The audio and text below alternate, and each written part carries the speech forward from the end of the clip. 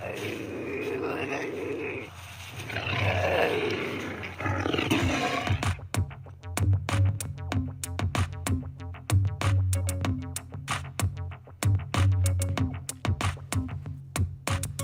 blast off in my time machine. Third eye feeling like an Evazine. Blast off, blast off, blast off, blast off. Come blast off in my time machine. Third eye feeling like an Evazine. Blast off, blast off, blast off, blast off. Blast off on another epic episode of the Hyper Anomalous Esoteric Research Organization podcast, Hare Paranormal. We are broadcasting from Space Wolf Research Base Camp just south of the Utah UFO Ranch in the Uinta Basin of Utah. My name is Ryan, the anomalous ambassador of the airwaves, bringing you an epic episode today. Today we have none other than Jason Gleaves coming to us from the UK. He worked at the Royal Air Force, but you all probably know him from UFO Only. Jason is a master of his craft and has done some amazing UFO work for Space Wolf Research. He has really cleaned up and looked at some of the anomalous UAPs we've gathered on camera and does an excellent job of this. He is also an author, and we are going to talk about the incredible new book, UFO Encounters, Up Close and Personal. It's available to buy from Amazon, of course, and it is great to see the narrative start to change. It's going to be a great conversation with Jason Gleaves. I should also mention that broadcasting from Space Wolf Research in the heart of the Uinta Basin, it's great broadcasting from the base camp, but it doesn't come without its problems. We had an horrible connection earlier. Our internet went down, and it is classic high strangeness at its finest.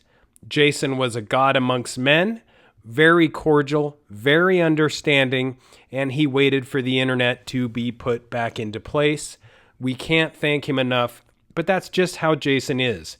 He's a great author, but more importantly, a great human being.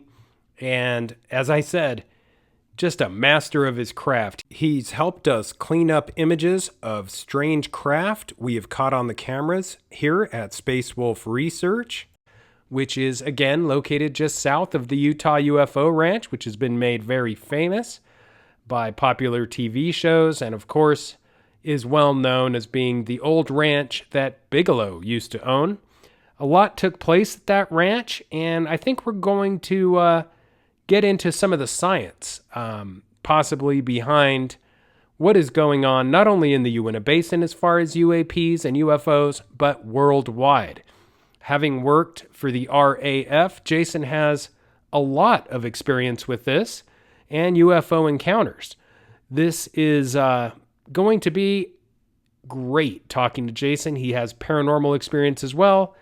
And this new book by Jason Gleaves, UFO Encounters, Up Close and Personal, is going to be a wild ride. It is going to be an epic podcast. And if you want more epic podcasts, there is a ton of content behind the paywall at HareParanormal.com. That is through the Podbean app. You can also support us at Patreon.com. A ton of content there at Patreon, Hare Paranormal. So if you go to Patreon, just look up Hare Paranormal, and you can also support us there. It's your support that helps the podcast keep going so we don't have to delve so deeply out of pocket. The book we will be discussing, UFO Encounters, Up Close and Personal by Jason Gleaves, is fully illustrated. It delves into UFO cases, both known and unknown, which grip the curiosity of many ufologists, authors, researchers, and experiencers worldwide within our field, and it tugged their interest and fascination. Often screaming and shouting into the realms of high strangeness and the unexplained, they explain in detail either the UFO case, the sighting or experience that started them off on their own UFO journey. Contributions have come from UFO researchers, authors, and experiencers from around the world, including Dr. Bruce Maccabee, Don Schmidt, Peter Robbins, Philip Mantle, Mike Cavell, Kathleen Martin, Stan Ho, Rebecca Lomas, Mark Ollie, Nigel Watson, Osvaldo Carigi, and many more. The editor of this book is UK author and researcher Jason Gleaves, who, of course, adds his own contribution, and as I said, just one of the nicest guys around. Jason has had this to say about the book. I would like to personally thank everyone who has taken the time to contribute within our field and community with their personal experiences and stories. You have all had a huge part to play in my own personal journey, teaching me so much and helping me along the way. This is going to be an absolute riot with Jason. Can't wait to talk to him. And Jason, welcome to the Hero Paranormal Podcast. Hi, you're right. We got there in the end. Great to have you, man. It is, and thank you for, you're a god amongst men dealing with this issue that we've had. We had our internet go down for about 3 hours, and it is, nightmare. Yes, very much a nightmare. It is one of those things that, even though it's nice to broadcast from the base camp here at Space Wolf Research, it comes with its high strangeness from time to time. Yeah, I know that for sure. I get it all the time when I'm doing the podcasts. And in the introduction, I mentioned to our guests that you've gone through and helped Space Wolf Research in the past to clear up UFO images we've caught here on the property, amongst other things. But you're just overall very helpful, but that's not why we're here. We're here to discuss your new book, and it's got a lot going on. What made you write this new book and speak with so many researchers, investigators, and experiencers? Well, it's basically what you've just said there. It was the third book I wrote, and the other two, the first one, obviously, the UFO photo, was the analysing of photographs that I've done for people all over the world. And the second was a much deeper look into ufology, the Ufology Umbrella, it's called. And that's really basically where I look into the 7 separate categories of close encounters, because most people only think there's only 1, 2, and 3, and the third being the famous Spielberg movie, Close Encounters of the Third Kind.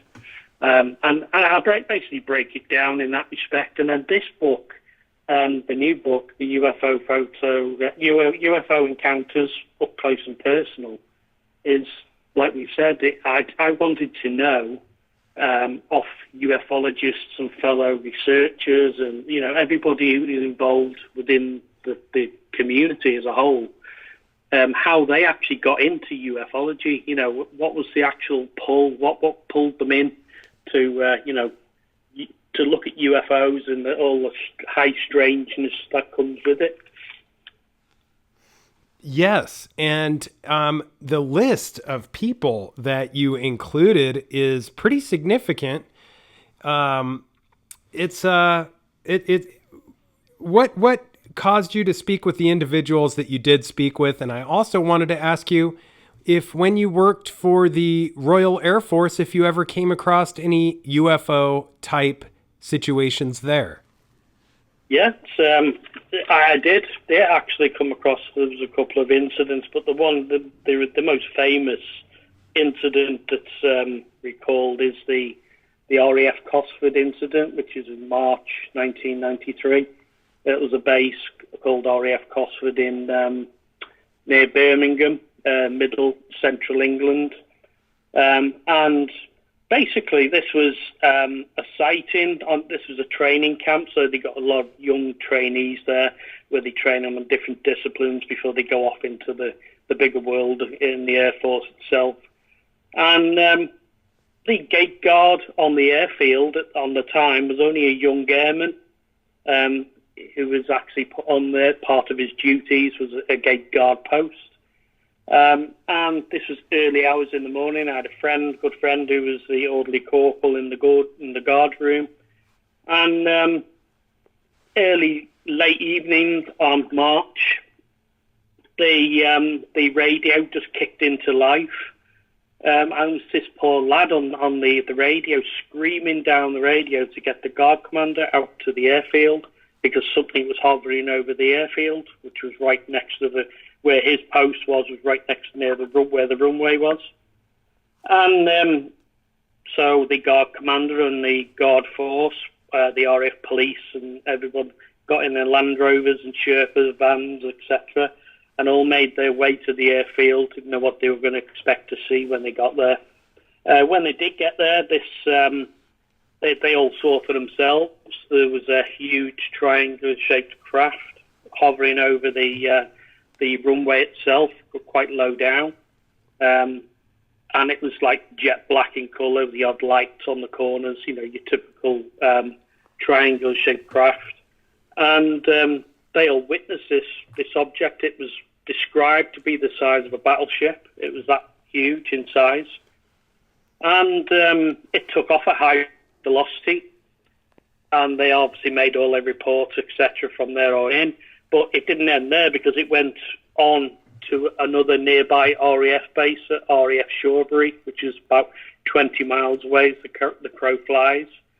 And the on-duty air traffic controller at the time actually got a lock onto this craft, assuming it was the same craft because it was not long after the Cosford sighting, and it had been seen throughout the UK by other people or craft of similar description by on-duty policemen and members of the public.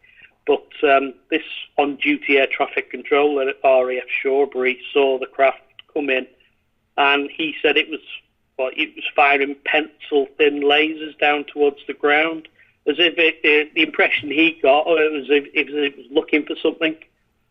So that was basically, the big one there. What else did you want to know? Yeah, I want to delve into a few things. And first, I want to just point out that you have a high expertise in modern civilian and military worldwide aircraft and armaments recognition. There have been some interesting photos coming out as of late, some where people claim it may just be rocks in ponds, for lack of a better word. Have you had a chance to look at what I'm talking about? I'm not sure. Is this something you've sent me, or I can't recall? This is a case from Scotland, and I know that... Oh, yeah. Yeah, you're talking of the Calvine UFO incident, which was in the 70s, I think it was at the scene. Well, this is the famous UFO case that everyone's been trying to track down.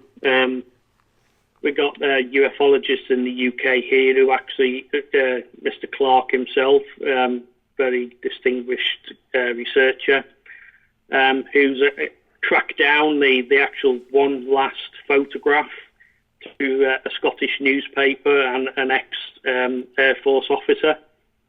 And this was the famous UFO photograph that was supposed to be pinned to the back of the door at the Ministry of Defence in Whitehall. And it was always said to be the famous UFO photograph, there that everyone had seen. The thing about it, they've kept it hush for a long time. They've tried to keep it under wraps. They've actually they kept the identity of the two chefs. There was two young chefs who actually took the photograph. They've tried to keep the identity of them secret until 2072, I think it is. Mm-hmm. So they're trying to keep it very hush for a reason, which we can't seem to understand nowadays. The way ufology is nowadays. So yeah, that's a pretty famous photograph, and I actually had a look at the best image I could get hold of to analyse. It's a pretty huge craft that's there. You've got an RAF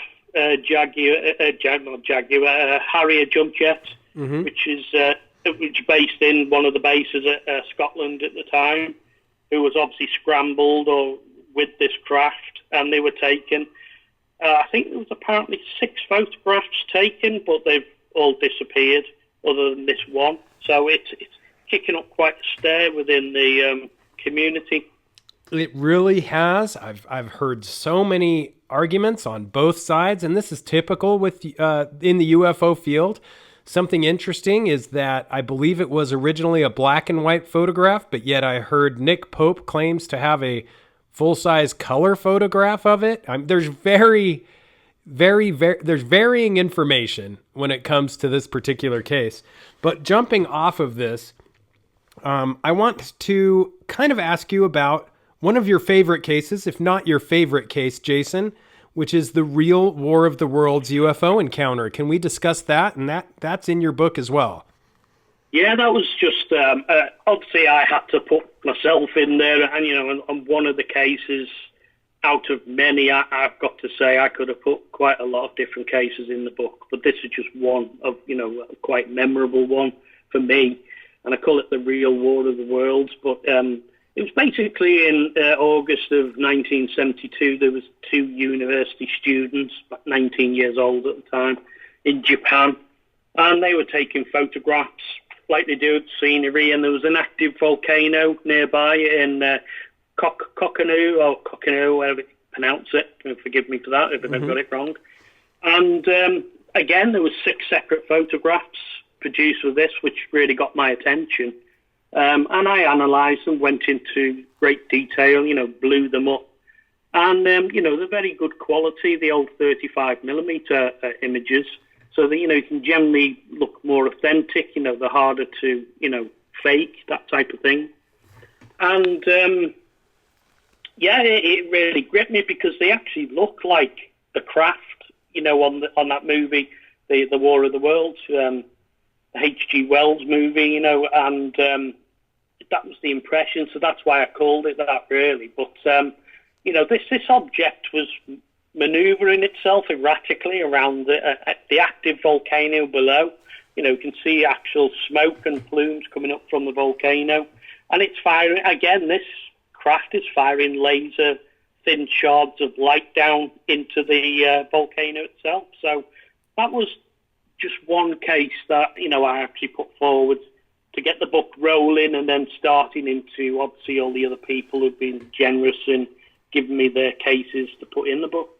And just to point out, for those listeners that are on the fence, they should definitely buy the book, because the images that of this object emitting rays and beams of light, it's fascinating. And it, like you said, it's hovering in a place where standard aircraft just can't pull it off. I mean, they would literally be molten in the fire. Moving on to a case that I found fascinating, and it's, usually people go right to Roswell or Rendlesham, but this particular case is neither of those, and it is Mrs. Westerman and the Children of Normanton.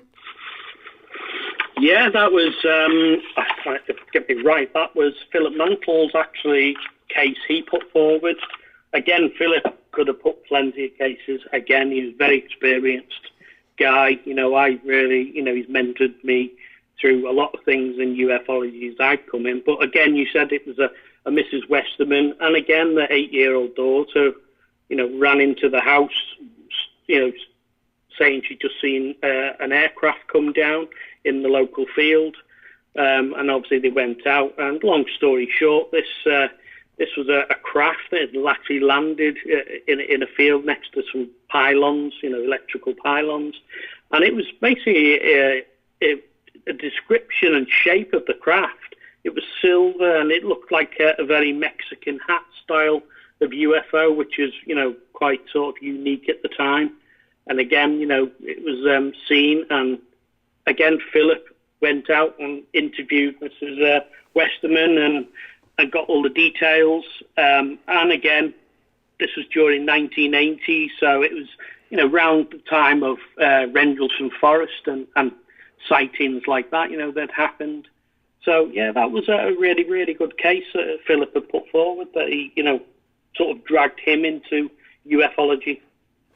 Really is an interesting one. And something I want to touch on in some of these events is the interesting greater reality that we are not alone. And the Peter Maxwell Slattery portion of your book goes into some very interesting ET contact and how some of these, well, extraterrestrials have led him to help people and kind of tapping into their own abilities. Is this something that you've come across with in your research? Yeah, plenty of people, they find themselves when they're actually pulled into it. I mean, I've mentioned this before. I call it the Richard Dreyfuss syndrome, the character off Close Encounters of the Third Kind. If anyone, I'm sure your listeners have seen that movie, it's one of my favourites. And again, the character, throughout that film, when he has an interaction with a UFO and, all he wants to do is get more information on, what's dragging him to Devil's Tower and all that type of thing in relation with ETs and UFOs. And, the same thing basically happens with most people. They end up getting themselves on a journey, and they need to find out, and they need to watch more and more YouTube videos. You can't get enough, you can't read enough, you can't watch enough programs, you can't listen to enough people giving talks and speeches on UFOs and anything related to high strangeness. And Peter has become a really good friend. I first came across Peter Slattery, who lives in Australia, in Victoria. I first came through, introduced to him really was through Mary Rodwell, because obviously she was giving him hypnosis after he's had interactions and sightings. And I do put Peter in probably the top 1% in the world of people having contact and sightings of craft. And he's actually videoed and photographed so many different types of craft. Mainly the ones lately have been orbs and, bright illuminated objects. But, he's actually photographed, structured discs and unusual shaped craft. But not only craft does he, take images and footage of, he's actually captured extraterrestrials, beings in his house. So he set up motion cameras in his living room because he's seen them before. And I still laugh at Peter because I'm sure he goes to bed with his camera. He's always got his camera ready because he knows something is strange is going to happen. And this time when he set up the motion camera within the house, if you go onto his eseti.org web pages and everything, you can see a lot of the footage and imagery that I've actually analysed for Peter. But this one shows a grey ET, which pops its head around the corner as he's in his living room and the camera's facing forwards from where he's sitting. And at one point you can actually see this grey blinking. So it's a typical grey being with the large almond-shaped eyes. But what was interesting about that is another sighting he had probably a year or two back. He'd actually heard footprint, foot noises or someone, as if someone was running across his roof. He went outside and took a photograph near his truck. And again, when he sent the image to me and I analysed it, I was just taken back because you could see a grey being standing behind his truck, popping up from behind the bonnet. Again, he lucky enough, he introduced me and had me on his latest documentary, Multidimensional. I think it's available on Amazon Prime and iTunes, etc. And in that, you can see the grey beings and the sightings, and it's just so many that he's got there for everyone to see. He doesn't hide anything. He doesn't, he's forthcoming with all the information. He's had sightings where there was another one when he was a guest staying in the Eseti Ranch, James Gilliland's ranch, and he woke up one morning at the bottom of his bed. There was a figure standing there, and he took a photograph of her, and that's actually in the book. And it was actually of a being that he's had interactions with called Guan Yin, her name, and she's very Japanese-looking, geisha girl type of dress. And I got Peter to go back and take a photograph from the exact same position that he took the original of the being, and I did an overlap, and you can actually see in there's image 1, image 2, and where they're overlapped, and the being in there, so amazing character. He's become a really good friend, I've done a lot with him, and I'm sure I'll do a lot more with him, and get over there and have a look at his stuff. Yeah, and I'm really glad, Jason, that you mentioned this particular image of Guan Yin, because you analyzed and overlaid them and added them to your book, and it brings up an interesting point that a lot of these photographs and sightings, they can capture things on wavelengths that the human eye can't see on visible light. We find that a lot in the Uinta Basin. It's just a different spectrum, and I'm glad that you brought up the sounds of people walking along, because the security guards, Chris Marks and Chris Bartell, who used to be stationed there at Bigelow's Ranch, they encountered something similar where they would hear, for lack of a better word, foot sounds through this command center that they were at. But this area, James Gilliland's ranch, Isetti, it is very similar, in my opinion, in that it does seem to have sort of this portal/vortex phenomena that takes place there, otherworldly reality that interacts with us. And there's some similarities between the Uinta Basin and James Gilliland's Isetti Ranch, wouldn't you say? Yeah, most definitely. With portals and more. Again, you've got to go back. I mean, when I first got really deeper into ufology, I would, being ex-Air Force and everything, I was nuts and bolts guy. The beings, the craft, everything had to be solid, had to be, visual, like a car or an aeroplane, or, it had to be there physically. And over time, and the people I've interviewed and become very good friends with a lot of people and looked at different aspects of ufology, it's evolved, but my way of thinking is especially evolved because, we're talking more multidimensional now than anything else. We're talking things that you can't see. And like you just said there, that the Skinwalker Ranch, people hearing things, but the human eye can only see in a very, very small spectrum of light. We'll talk about the electromagnetic spectrum, which is a huge field. The human eye can only see what we can physically see. Outside of that range, you're talking about radio waves and microwaves and infrared, ultraviolet and gamma rays, everything related to that. But we still can only see, a very, very small field. And a lot of people, when they contact me, well, not say a lot, I do get people where they've contacted me with an image of a UFO, and they've said, I've taken this image of a landscape of my family or friends, and it was all great and everything. And when I took the photograph, there was nothing there. When I went home and viewed the image again, there's a UFO. It caught within the camera, what the camera's caught.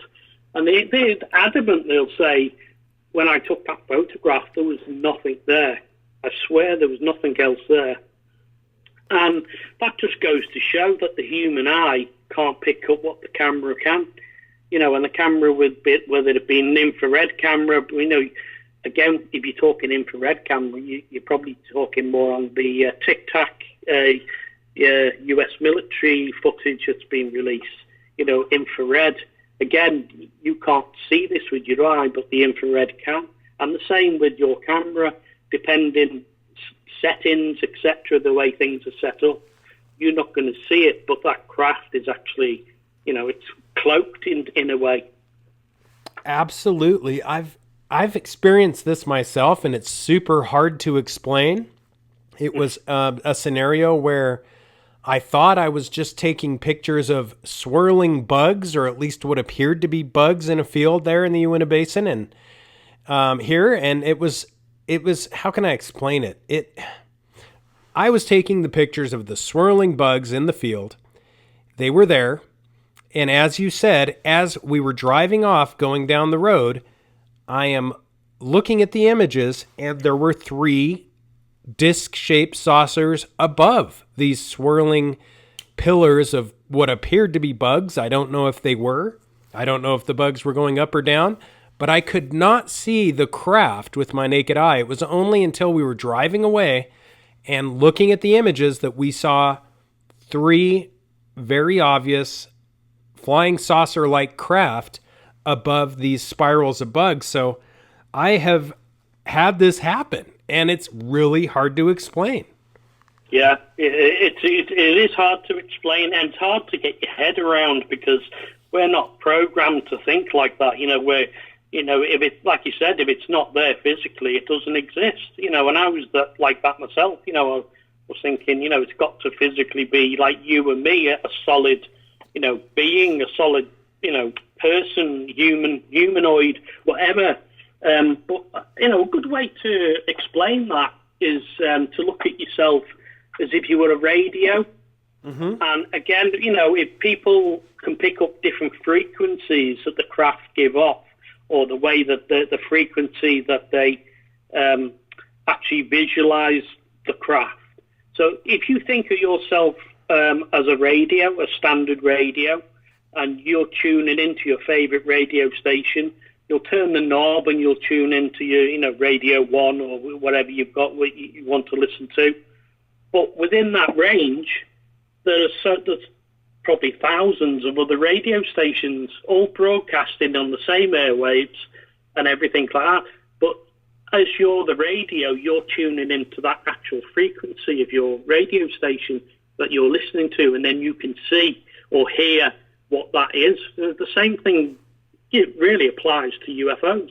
If you're in that frequency and you can actually get yourself in the frequency of that UFO, and that's why you see it and other people can't see it.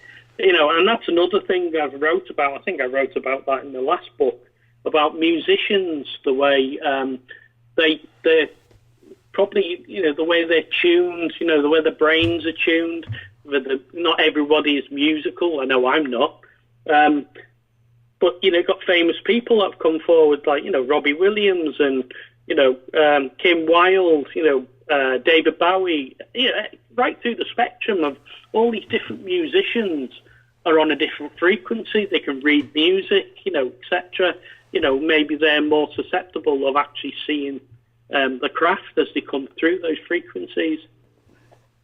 Very much so. It seems as if they're able to tune and artistically into things that are just beyond our spectrum. And kind of leading into my next question, which is the extraterrestrial reverse engineering question, I wanted to bring up something that you do cover in your book, Mr. Dan Willis. He's ex-U.S. Navy, and he's a top secret military witness that testified in Washington, D.C.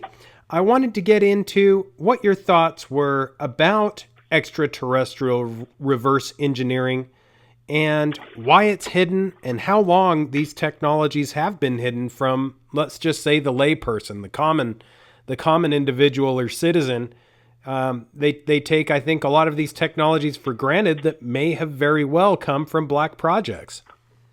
Yeah, well, anything like that is extraterrestrial. Is going to be so far advanced in technology. The military are always going to want to get their hands on it. They want to weaponize everything. That's just the way they think. That is the military in a nutshell. And they probably think on the factor of, well, if we don't have it, Russia will have it, or China will have it, or somebody else. So we've got to get it first. And they're obviously looking to re-engineer craft UFOs or technology. And there's a lot of famous cases on famous people like Dan.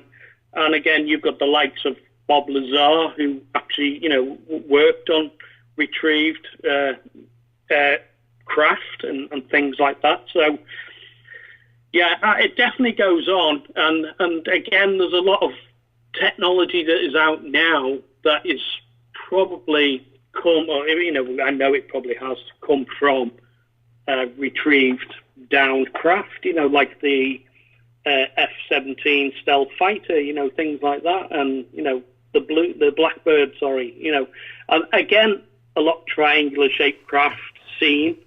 But, they are probably black projects that do exist, but they've been kept under the radar for such a long time. It is amazing, and the testimony of these witnesses it's mind-boggling, and some of them have even worked for NASA. One of my favorite that you include in the book is Donna Hare. She has worked for a contractor at NASA and has years of experience. And she had, this is one that I would like to sort of get into, which is a little more recent case. Can you tell our listeners a little bit about Donna's favorite UFO case, and why you included that in the book? It's pretty mesmerizing. Yeah, well, like I said, Donna, very experienced lady. She worked for NASA, and probably, I think part of her job was to cover up buildings and structures on the moon and in places where we couldn't see, and people are actually finding out today. But, she obviously got pulled into ufology probably via that as well. But then, she's had incidents that happened to her where she, saw disc-shaped objects and, a lot of strange things happened to her, marks on her car, etc. I mean, I don't want to give too much away because, in the book, it goes into really, really high detail. But, she's certainly up there, a high-caliber person, and, good on her. She came forward with the account of the story that actually pulled her in. And, if you actually go in, it's slightly different to most others. It goes into the detail, like I said, of Hurricane Ike. It was part of a sighting and things when she's told to, get off the road, and hearing voices tell her not to go this way, not do that, which, again, other people have had, premonitions or things that have happened where they've been told to, get off the road or not get on that train or that aircraft because, something happened. And, Donna's pretty much up there with it. Yeah, there's a ton of cases. I'm also glad at the ones you picked. You included Malcolm Robinson, who's somebody I respect very much. I've had him on the podcast, and he's the founder of Strange Phenomena Investigations. And I was mesmerized by his favorite UFO case because it's one that I was not familiar with, to be honest. And, the images that you include on these spiky balls and, really wild stuff. Did you do the illustrations yourself? It's pretty incredible. Yeah, through the entire book, I did all the illustrations myself. But that's what I actually do as well, the graphic side. Because I'm presently working on a graphic novel that's going to be released next year with Calvin Parker, who was one of the abductees of a pair, Calvin and Charlie Hickson, for the Pascagoula, Mississippi UFO encounter in the early 70s. And I've been working in close, probably over a year now with Calvin, and he's a real genuine guy, obviously what he's had, the sighting and everything. And there's a writer, Martin Powell in the US, who's actually doing the writing. He actually normally writes comics like Superman and Spider-Man, Batman, that type of thing. And I've done all the graphic novel illustrations of right the way through his life, leading up to the sighting itself with Calvin and Charlie, and then the actual abduction, and then at the aftermath with the police, etc., going right the way through. So, I've done pretty much all the things. But going back to your question with Malcolm Robinson, Malcolm, again, is another person I've looked at through the years. I actually did the book covers for his last couple of books. that he's had out, because I do a lot of book covers for people as well.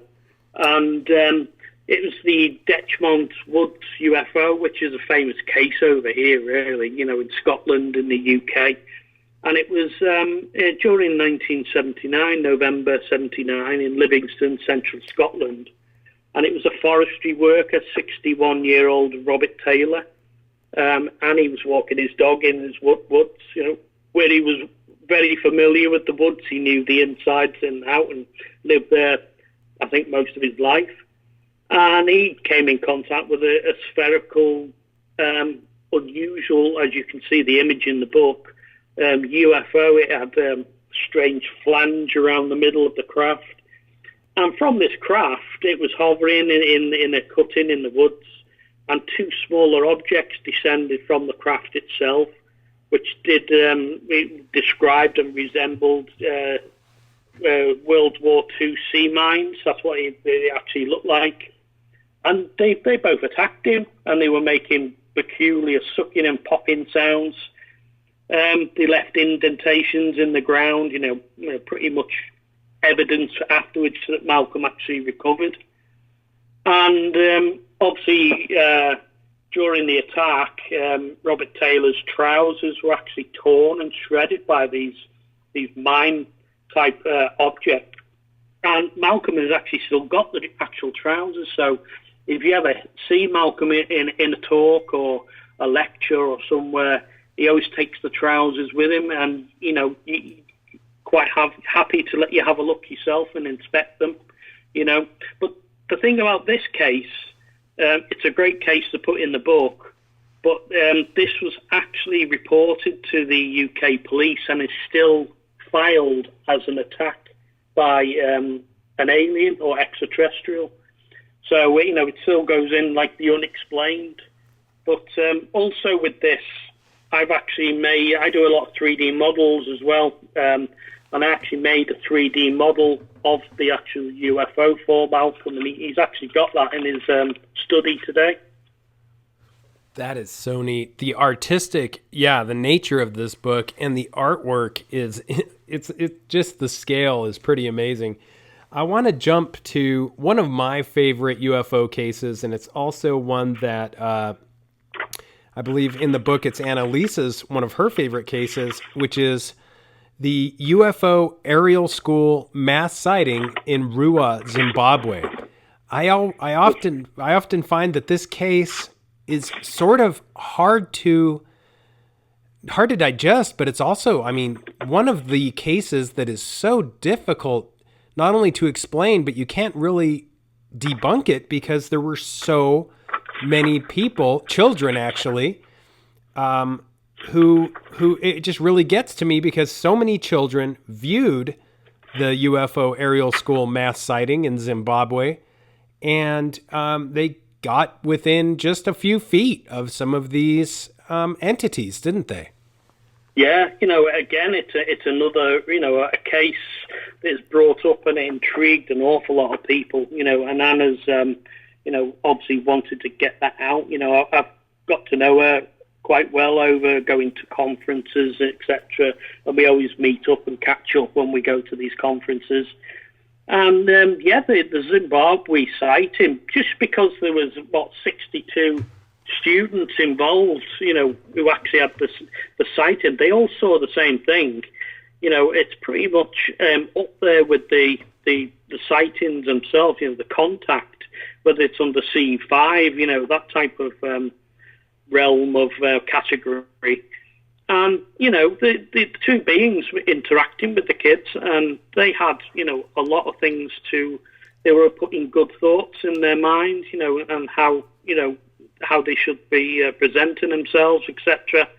And obviously it's a case that is stuck with Anna, through, she's had other incidents that happened to herself as well, the Wiltshire UFO sighting again, another one she put in there. But again, she does mention that this Zimbabwe case was one that caught her attention. And the children, this is something that they must have been frightened, of course, and it is something that is difficult because it is in a different country and difficult to research, and it does seem as if these entities were giving some kind of message, I guess, to the school children. Would you say that's an accurate description?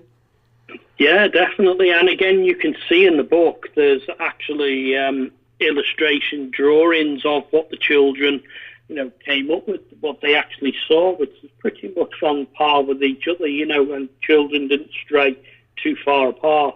And Dr. John Mack actually was heavily involved in this case, give it a lot of credence and things, and, where he actually got in deep and interviewed a lot of the teachers, and the children, etc. So it makes it a very authentic case. It does. And I love John Mack. I thought that was a great, great case. And moving forward, these images are just, it's so difficult to explain just how enhanced you have actually made many of these images.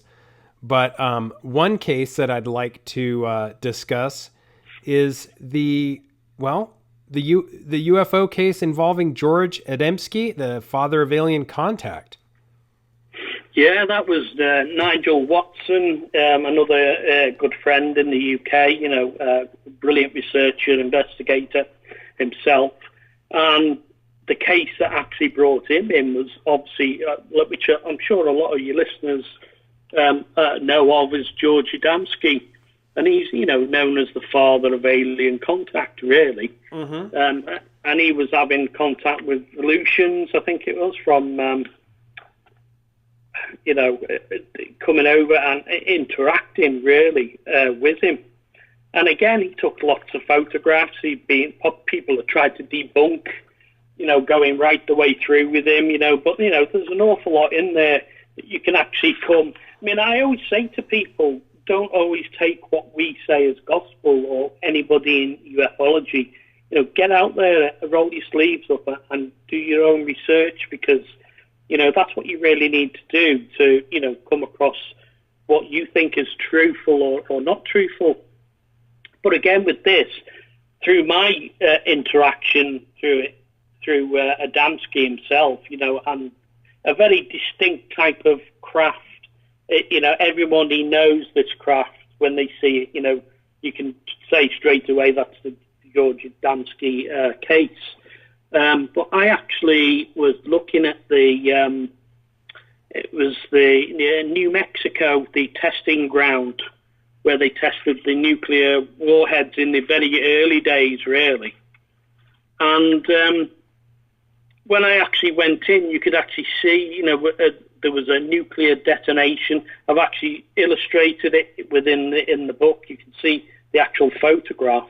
And this is within the first millisecond of a nuclear detonation, which is going off. And you can see the cloud getting bigger, the burst. It's a ground burst, so it's obviously coming out from the ground. But within it, what is strange about this image, if you look on the ground, actually within that photograph, you can see an Adamski-shaped craft on the ground, which is sat there. Now, I would very doubt if it is extraterrestrial that craft was damaged through that blast, but they were there, something was there for a reason, and something of the very distinct shape was there as well. Absolutely. And it's hard not to mention the next case, which is so well known, and that is the Betty and Barney Hill case. I don't know where you got some of these photographs, but I'm very jealous. You have amazing photographs of Betty and recreations. And for those listeners that have not heard of the Betty and Barney Hill case, could you give a quick synopsis of why that case is so important and just how early on this hit the media? Well, it's a famous case because it was probably one of the first that people, introduced into ufology. It's just one of those original cases that is brought up. Betty and Barney were the first. Well, they were, out in New Hampshire, I think it was. They were travelling home, and just trying to think of the actual date. Was that late 50s, I believe? I should know that as well. Yeah, and anyway, they were travelling home, and they basically came across a UFO that had followed them. The light had got bigger, and obviously at one point it was directly over their car. They got out, and they were abducted. Later on they did actually have regression, which actually, if you listen to Barney's, it's quite harrowing actually. If you listen to it it's on YouTube, I think you can actually listen to it. It's not the easiest of listening because he's very frightened. It was a very an ordeal for both of them, really. And it's just a very famous case. And in relation to this case, a lot of the photographs I got through class. Van, who's a researcher in Switzerland who's in the book, and he actually had a lot of the original photographs of Betty and Barney Hill within his archives that I actually got. So, got a photograph of actually Barney during 1965 where he's actually doing a reconstruction of him, looking through binoculars and parked up within his car, etc. And again, there was a famous case within that case of Betty, where she had the Zeta Reticuli star map. How would she know what it looked like? before scientists actually come out and said that it was correct. But also in relation to this case, I had their niece, who was Kathleen Martin. And she actually, she's a MUFON researcher and very good investigator herself. But she's actually the niece of Betty and Barney Hill. And she heard the account firsthand, off them when they were speaking with the family, etc. So again, in the book, she's actually put that forward, which is brilliant because, the things you just don't hear about, really. No, and it is a case, the Betty and Barney Hill case is a case that I was wrong. It was not late 50s. As I was looking at your book, it has so much important information, and it appears it was 1961, so that goes to show how far off I was. But you bring about such a good point about the star map and how this was drawn just by hand and seems to be accurate. Pretty fascinating stuff. And if anybody does want to listen to that YouTube, it's pretty spooky. It's pretty spooky, and it's, in my opinion, so emotionally charged that it is not something someone would want out there in the public unless it was 100% legitimate. Another thing that I really liked that you jumped into in your book, which most people avoid, is the section on Stan Ho and how this can become, a lot of these UFO cases can become a religious enigma. This is something that a lot of people try to not even consider, but dependent on religion or lack thereof, a lot of these dimensional beings seem to sometimes mimic, if not be somewhat similar to religious figures. Yeah. Well, it's not just, as Stan said in his, Stan is very well distinguished author himself, Chinese origin. And again, he's become a good friend again, through the UFO phenomena, etc. And again, he puts forward that, a lot of the people will look up to these beings and put them under the realms of, gods and, idols, they would actually look up to, because again, people can't explain how they're high tech and what they can do that we can't do. So they're just assuming that they are, a god, etc. But then, there are plenty of other cases, and a few to which I can think about now are where people have said when they've been in their bedroom before they were abducted, or they've had an interaction or an experience, that they've had character that has actually walked into the room. So one person said they had an elephant that came into the room. Somebody else had said they saw a giant cartoon character that walked into the room. And again, this is probably, put into their minds or psyche through the ETs to put that person at ease. They probably come up with that memory or something that person is, into or likes. And they're thinking that will put that person at ease rather than see, some kind of strange being coming in the room to do an interaction with an abduction case or whatever. So, and again, you say with the people, a lot of people see owls outside of the window where they're looking in, they say they see an owl. An owl is very, if you actually think about it, it's very ET looking bird because of the large eyes, etc. Again, is that a thought that's been put forward to put that person at ease? That is very interesting. And I've known people who have had experiences with owls, which they thought at the time were just owls. And only later on did they begin to realize, when they track their experience, that it may have not been exactly as they remember it. And have you found that in the mix, that sometimes there seem to be somewhat like screen memories involved with UFO sightings? Yeah, people having missing time and flashbacks and things like that. I mean, I've had missing time incidents in my life, and there was one that wasn't that actually long ago. Long story short, I've got 2 dogs. I walk them every day, and sometimes I'll give them a longer walk or shorter walk depending on the time. And this day, I left the house to walk up a reservoir that's at the back of the house where I live. And it was a lovely day, etc. Walking the dogs, they were on leads in front of me.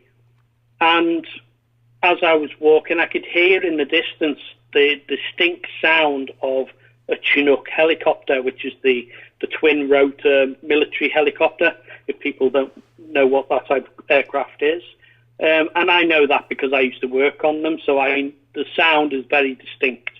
And I thought, well, great, it sounds like it's coming my way. I'll get my camera out, with video, and I'll take a video of it as it flies over, and to be on my way, which I did. I can remember taking a video of this Chinook, and it flew really low, right over my head virtually, on the top of this reservoir, and then it went off, and then I carried on walking the dogs. Anyway, long story short, I got home with the dogs, and I'd normally about 20, 25 minutes this walk would be if it was a quick walk. And it was about an hour and a half later. And I got home, my wife and my younger lad said to me, "Where have you been?" And I said, "Well, I've been out walking the dogs." And they said, "Well, you've been gone over an hour and a half. You were just doing a 20-minute walk."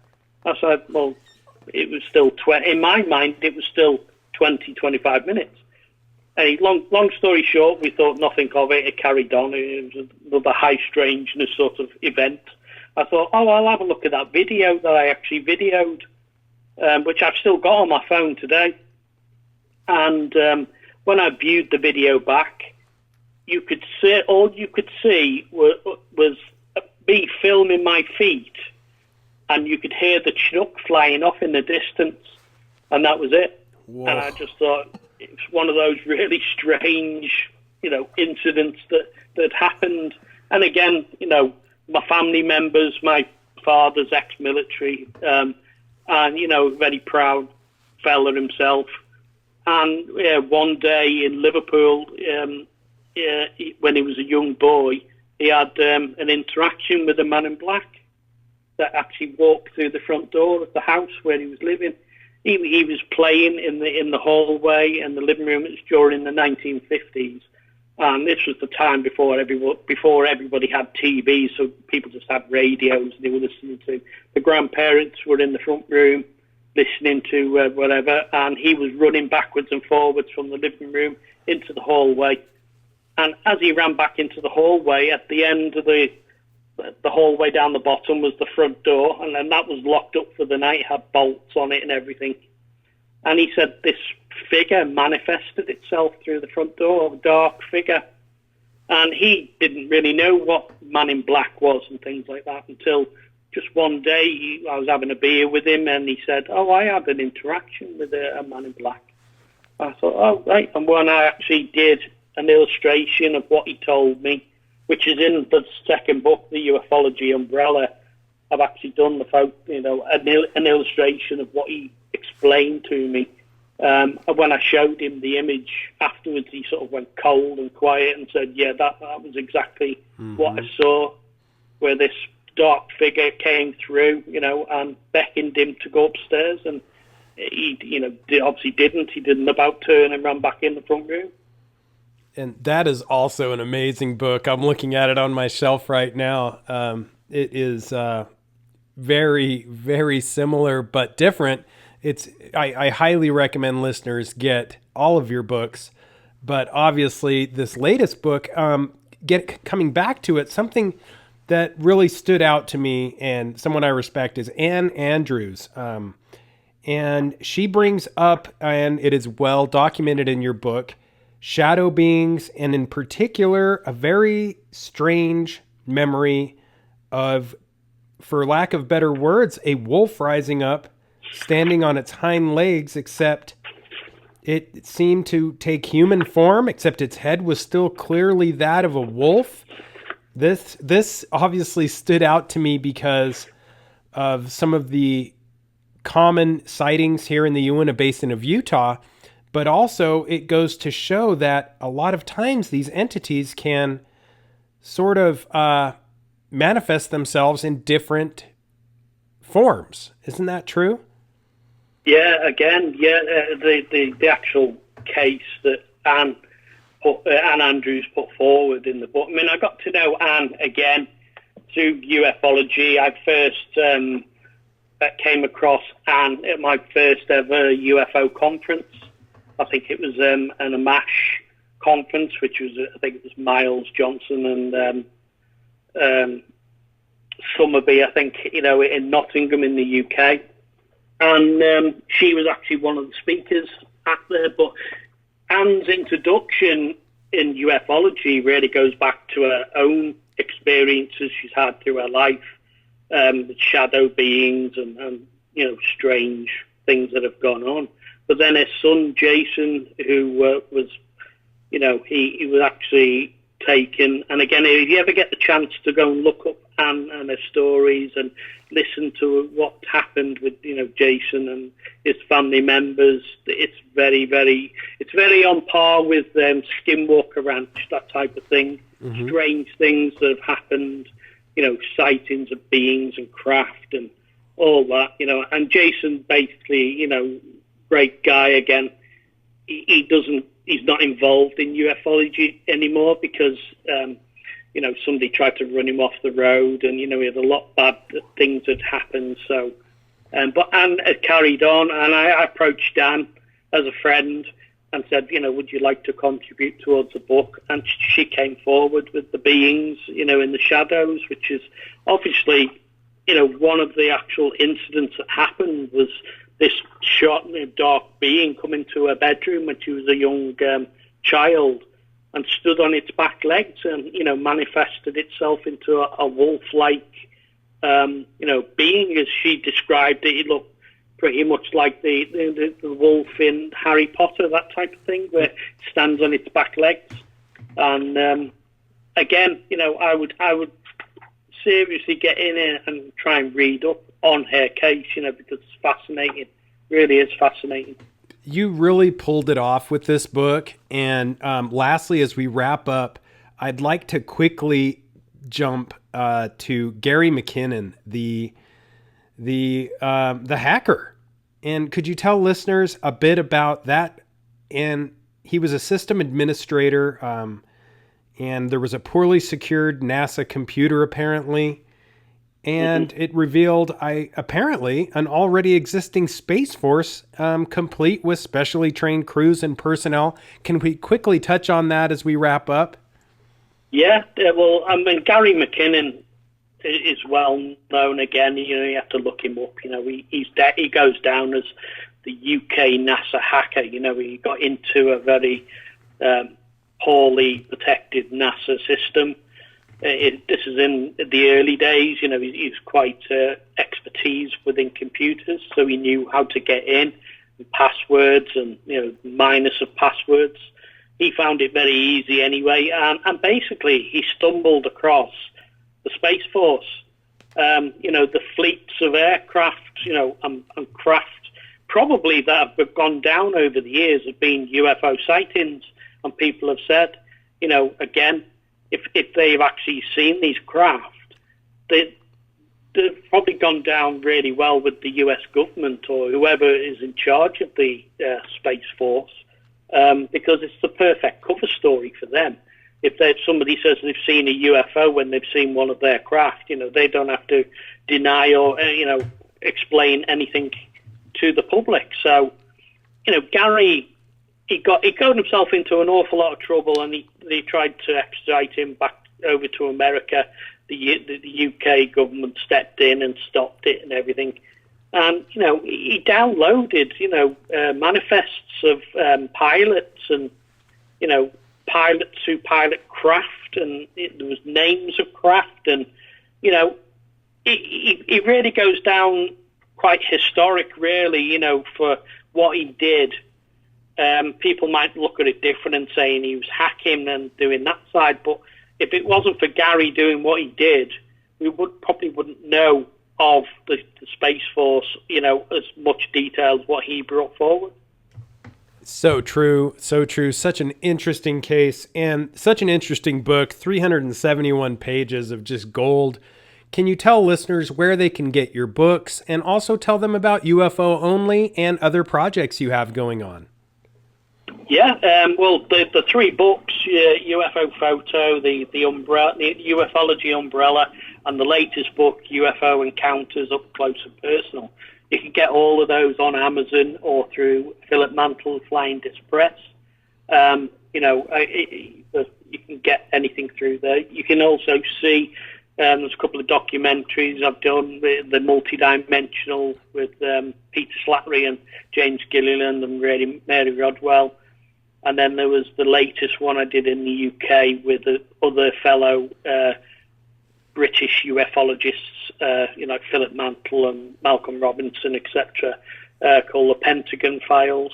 And we talk about the Tic Tac UFOs and everything else involved, and talk about just ufology in general. And then I've also got the Facebook page, UFO Only. There's a big following on there. There's always lots of detail on there for craft or images analysis, etc. And then there's also a YouTube channel where you can see where I've analysed a lot of images and footage under the same name, UFO Only. Absolutely amazing, Mr. Gleaves. And I will be sure to try to send you some more images, because you've done such a great job in the past. And we've had some recent ones here at Space Wolf Research that have really kind of, we've been scratching our heads over. So I will send those over. Can't thank you enough for coming on the podcast again, and especially for being so cordial and understanding, given our technical difficulties. You are so understanding, and I'm very appreciative of that. Thank you so much. Thank you. It's been a pleasure, and I always really enjoy these shows because we can just talk about UFOs and things that we're really interested in. Absolutely amazing. Jason Gleaves, researcher, investigator, and author extraordinaire. Definitely pick up his books and look into UFO Only. It is on social media, and his work clearing up images of UAPs and UFOs is next level. We have dealt with him and highly recommend him to anyone that needs this sort of work done. Very happy about how this podcast went and all of the research and investigation that went into his latest book. We could have gone on and on. 371 pages of pure UFO gold, in my opinion, involving many different researchers, investigators, and experiencers. Definitely pick up a copy of his books, and also pick up more content from Hare Paranormal. We're on Patreon at Hero Paranormal, or go to heroparanormal.com. On the Podbean app, there's a ton of content behind the paywall, and your support helps us bring more podcasts to you for you to enjoy. Until next time, keep your eyes to the skies, feet on the ground, but don't forget to take a look around.